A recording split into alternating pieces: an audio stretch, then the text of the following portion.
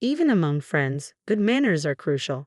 My mother often emphasized this, especially when it came to money, insisting that everything be done properly. Whether or not it applied to past situations, I never imagined how relevant her advice would become. My name is S. I'm a 30-year-old part-time worker living with my 4-year-old daughter and my husband, Bob, who works in an office. We rent an apartment 2 train stops away from my in-laws, who live conveniently close to Bob's workplace.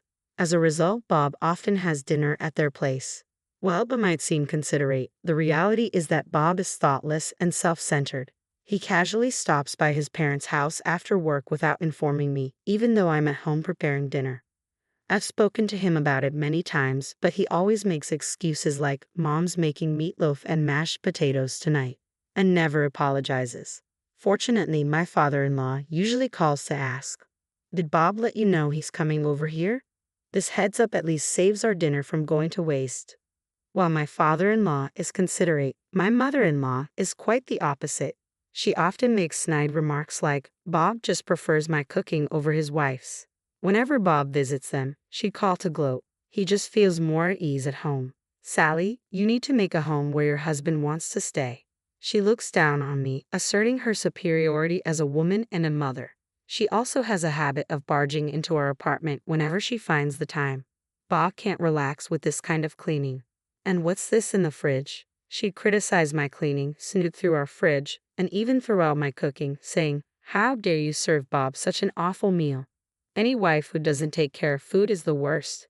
Everything you cook just goes to waste." When I pointed out that I could have eaten it instead of throwing it away, she'd retort, "You're the one wasting food." She'd turn red with rage and start yelling. My daughter would get scared and start crying, prompting my mother-in-law to hurriedly leave, not wanting to be disliked by her.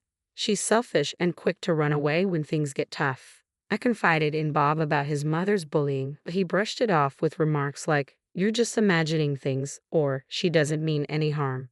The bright and sociable nature that initially attracted me to him now feels like a distant memory. These days, he's moody and dismissive, even ignoring our daughter when she tries to talk to him. His standing as a father has hit rock bottom.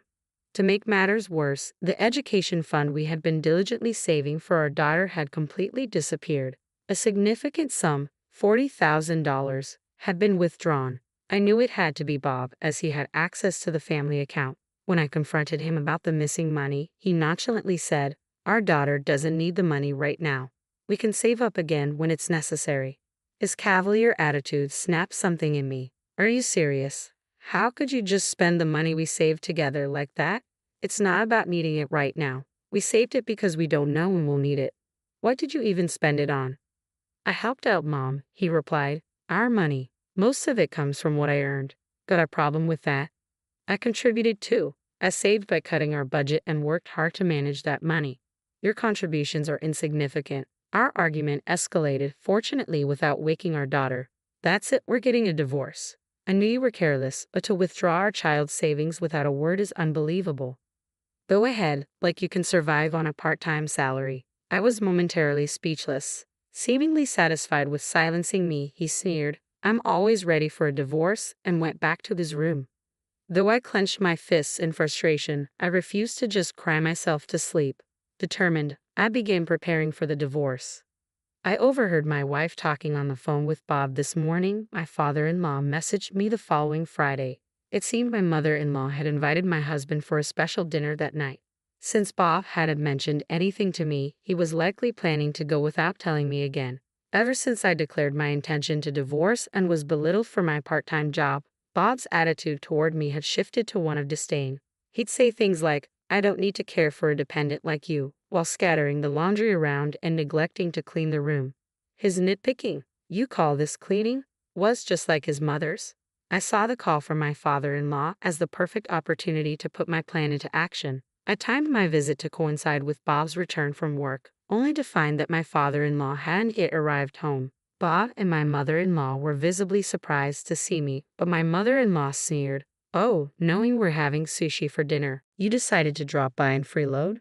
How despicable. You don't deserve sushi," Bob added, his tone harsh. It was clear they had no intention of letting me inside. Though the detached house had a wooden front door that wasn't very soundproof, Their loud shouting was audible outside. As usual, they were a selfish pair, completely oblivious to those around them. I haven't received any message about coming for sushi. The only thing I was told by your father was that you were visiting your parents' house. Are you being sarcastic because I didn't inform you? Do I need to report every move to a housemaid?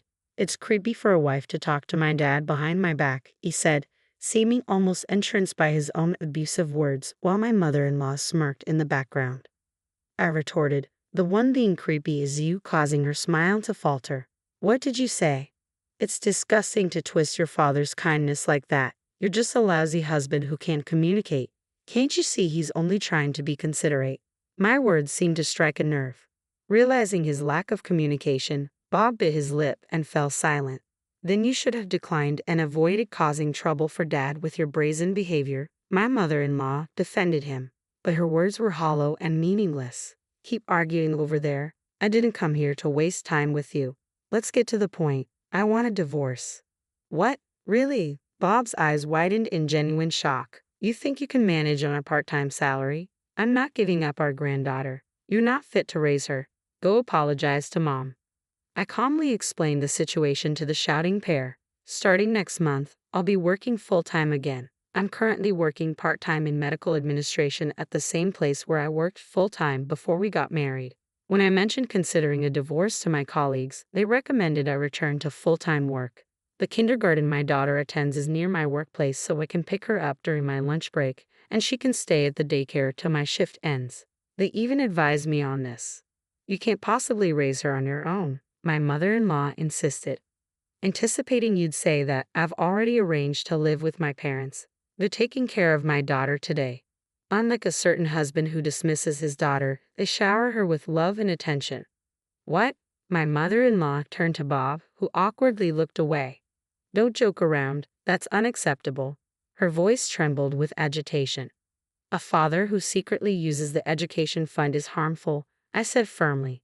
At that moment, the front door opened, and my father-in-law appeared, saying, Sorry for interrupting. Can I hear more about this? It seemed he had been listening at the entrance. You use the education fund? What do you mean, Bob? Dad, it's not what it seems. Mom asked me for help with renovation costs, so I supported her, Bob said. Renovation costs. My father-in-law looked confused and turned to my mother-in-law for clarification. Bob suggested we move in together. It's more cost-effective than continuing to pay rent, and if we're going to live together, renovations are necessary, she explained. That's where the money went. I was overwhelmed by the new information. Moving in together, I haven't heard anything about that. And what about the education fund? Sally, can you clarify? I then explained to my father-in-law about the money Bob had withdrawn and that we were getting a divorce. Then you should just leave. Leave the granddaughter here. I'll take care of her, my mother-in-law insisted, her voice trembling. No, this is a decision made by my husband. I can't go back on a promise made between spouses. Ha! I don't remember agreeing to anything like that, I thought to myself. I pulled out a file from my bag and showed it to them. This is the pledge we made regarding the education fund, especially considering Bob's carelessness. I had documented our agreement just in case. My mother always said to document everything related to money, I explained. Bob's signature is here, my father-in-law observed, sounding impressed. What? Why is this here? Bob asked in a panic, likely having signed without fully understanding the terms. The agreement was straightforward. If the education funds were used for anything other than their intended purpose, it would lead to an immediate divorce. In such a case, custody of any children involved would go to the other parent. If Bob couldn't comply, he would be required to pay twice the amount used, giving me grounds to pursue divorce mediation.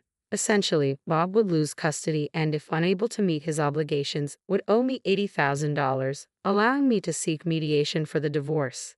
If you follow your mother's advice, this will turn into a dispute involving an $80,000 payment. I've gathered ample evidence of both your usual behavior and your mother's treatment of me, so you can imagine who will get custody in mediation. I smiled slightly, and my husband gasped. Huh? My father-in-law looked surprised, let out a heavy sigh, and said to my mother-in-law, For now, return the money Bob gave you. You haven't started the renovations yet, so the money should still be there. Upon hearing this, my husband's face brightened, possibly thinking that returning the education fund might make the divorce impossible.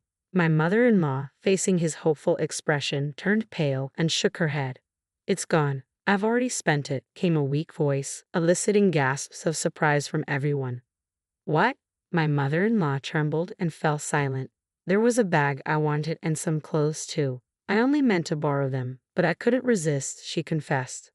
I was at a loss for words, but my father-in-law quickly responded, "This is ridiculous. What were you thinking?" But Bob said we could save up again for the granddaughter's education fund, so I thought it would be okay," she defended herself. "What? You knew it was meant for our daughter's education and has still spent it. How can you say you won't hand over our granddaughter? Who's truly despicable here?" "You and Bob are the worst kind of parent and child," I said, my anger boiling over, my voice colder than I intended. My mother-in-law stared at me, stunned. "I'm sorry, but I no longer want to be part of this family." "I agree. They're nothing but toxic to our precious granddaughter." At these words, my mother-in-law broke down in tears. After that, I divorced Bob. Thanks to the evidence of mistreatment and the pledge, the child support and property division went as I had hoped. The education fund, which included a third from my salary, along with alimony, totaled $50,000, which I received. My ex-husband struggled to come up with the money, and my mother-in-law had to sell all her designer goods and jewelry to contribute. The remaining amount was covered by my father-in-law. Bob and his mother tried to blame my father-in-law, saying, "Helping your wife is a husband's job," but he became enraged and severed ties with both of them. My ex-husband approached my mother-in-law about moving in together after he had botched a project at work, leading to a demotion and a reduced salary. They could no longer afford their apartment rent and had to downsize to a smaller place. To raise the necessary funds, they were forced to cancel their life insurance policies. By pooling the money from each policy, they managed to cover the repayment amount. It seemed he was looking for sympathy when he reported the completed payment and recounted his struggles.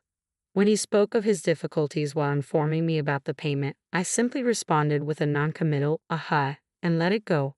Frustrated, he shouted over the phone, "Don't you have a word of gratitude?"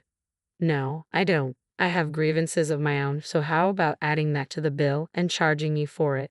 I suggested, and he fell silent. I then hung up and changed my contact information. That was the last I heard from him. However, my mother-in-law later asked my father-in-law for a reconciliation, but he clearly refused. From what he gathered, their situation was dire. Their spending habits had not improved, and their finances were in disarray. Now, the once close parent-child duo were mired in constant arguments, blaming each other for their troubles. "Ha, your beloved son, isn't he?" my father-in-law said sarcastically. My mother-in-law retorted, "He's nothing but an irritating money pit." Whether dealing with parents, children, or spouses, it's crucial to be clear about financial matters. Reflecting on my mother's teachings, I felt a deep sense of